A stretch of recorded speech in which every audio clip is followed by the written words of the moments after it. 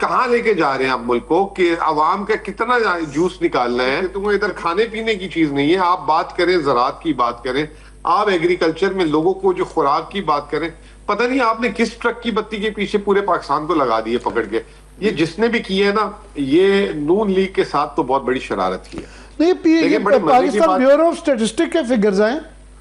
ہاں نہیں, میں یہ کہہ رہا ہوں کہ جس نے بھی کمپیریزن دیا 2018-19 اور 2024-25, یعنی کہ بتایا کہ یہ 6 سالوں میں کیا ہوا, ان 6 سالوں میں 4 سال ان کی حکومت تھی, اور گرافز بنا کے دکھائے کہ 2022 کے بعد اس ملک میں جو ہے تباہی پھری ہے. پاکستان میں جو آپ نے ابھی یہ بات کی غذائی والی, دیکھیں کتنی شرم کی بات ہے, 60% آبادی پاکستان کی زراعت سے منسلک ہے.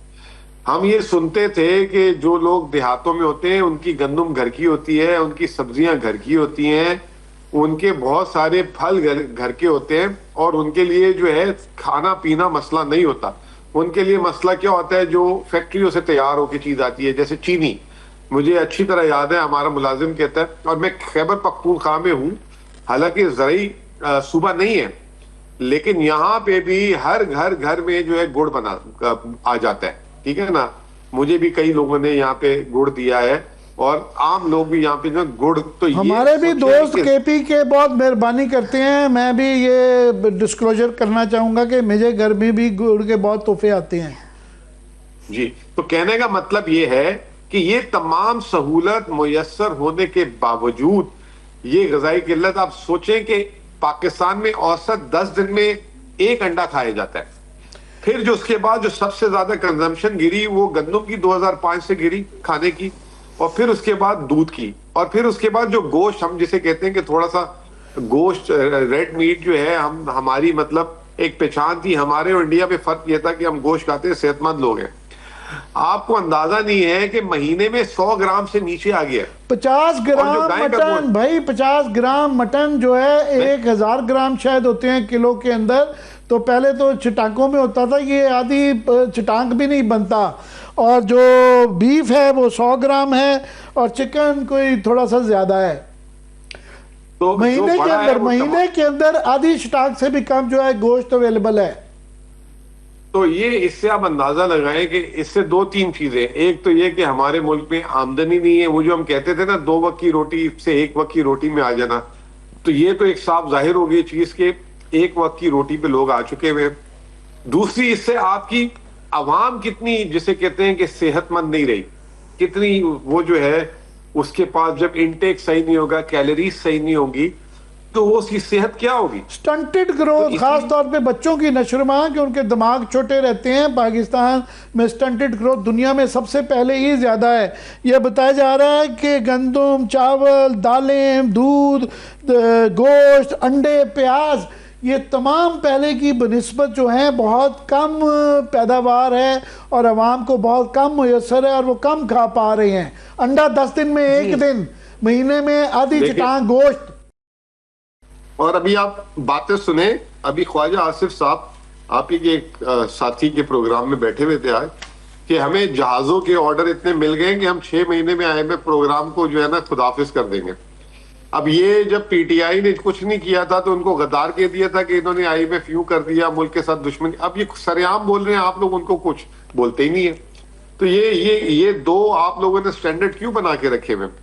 جس ملک میں کھانے کو پیسے نہیں ہیں وہ پتہ نہیں کس غلط فہمی میں بیٹھے ہوئے ہیں. 2.3 IMF تو جائے نہ جائے, مگر یہ تو حقیقت ہے کہ JF تھنڈر جو ہیں وہ انڈونیشیا بھی انٹرسٹڈ ہے. ہم آذربائیجان کو پہلے ہی ہماری ڈیل ہے, اور افریقہ کے ممالک بھی ہے, اور بنگلہ دیش. آج کی بہت اچھی خبر یہ ہے کہ ان کے ایئر چیف یہاں آئے ہوئے ہیں, اور وہ بھی نہ صرف جہاز خریدنے میں. ایک سوال کا جواب دے دیں, اللہ کرے پوری دنیا سے آرڈر آ جائے, اس کی بیسس پہ آپ کہہ رہے ہیں میں جی IMF کو خداحافظ کہتا ہوں. ادھر کھانے پینے کی چیز نہیں ہے. آپ بات کریں زراعت کی بات کریں, آپ ایگریکلچر میں لوگوں کو جو خوراک کی بات کریں, पता नहीं आपने किस ट्रक की बत्ती के पीछे पूरे पाकिस्तान को लगा दिए पकड़ के। बेरोजगारी की जो है, नहीं, वो आपकी बात बिल्कुल ठीक है कि IMF से ये जो कह रहे हैं 2-4 साल में, वो तो क्योंकि अब एहसन इकबाल साहब 2035 का कहने लगे पड़े हैं कि हमें मौका दें, 2035 तक हम मुल्क ठीक कर देंगे। पर इनके अपने औरंगजेब साहब के जो फिगर हैं कि अगले 3 साल का भी जो है वो 2.5 से 3% GDP से ज़्यादा की बात नहीं कर रहे। और हफीज पाशा साहब का कहना है कि आपको मिनिमम, अगर आप पॉवर्टी और बेरोजगारी और गुर्बत कम करना चाहते हैं तो आपको मिनिमम 6% ग्रोथ करनी चाहिए, जिसका क्लेम दावा भी नहीं हुकूमत करती।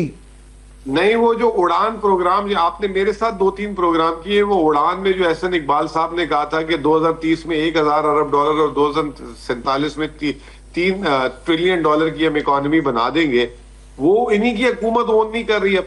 ये इससे अंदाजा लगाए, वो जो आपने अल्फाज किया था ना बड़ी संजीदा किस्म की, मैं कहता हूँ सबसे ज्यादा गैर संजीदा ये हुकूमत है, इनका कुछ समझ। अच्छा, फिर एक और बात, आज खबरें चल रही है कि वजीर आजम साहब ने कहा गैस की कीमतें ना बढ़े। पूरी कौम नजरें टिका के बैठी हुई थी कि आलमी मार्केट में तेल और गैस की कीमतें नीचे जमीन बोस हो गई, कीमतें रिलीफ मिलेगा।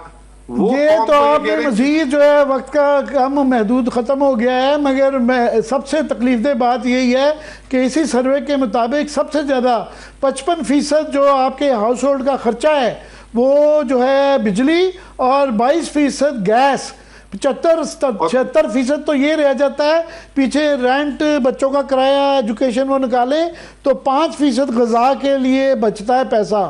तो ये भी जो है एक जिस तरीके से वजीर आजम साहब कह रहे हैं, टीवी में खबरें हैं, हेडलाइन चल रही है, वजीर आजम साहब ने मुस्तरद कर दिया गैस की कीमतें बढ़ाने। भाई कम होनी थी, आपने उल्टा कम रिलीफ, फिर आवाम को जो एक मिल सकता था वो भी नहीं दिया, फिर वापस रख लिया अपने पास रिलीफ। तो कहां लेके जा रहे हैं आप मुल्क को कि आवाम का कितना जूस निकालना है? कभी कोई रिलीफ का भी उनको मौका मिलेगा कि नहीं मिलेगा? आटे की आपने आजकल हालत देख ली है, 2800 रुपए 20 किलो आटे का थैला हो गया, 2800 रुपए। बहुत बहुत शुक्रिया आपका मुजम्मिल साहब, आपकी ये जो है ना लाइटर गुफ्तगू का। जी बहुत शुक्रिया। मुजम्मिल साहब हमसे गुफ्तगू कर रहे थे।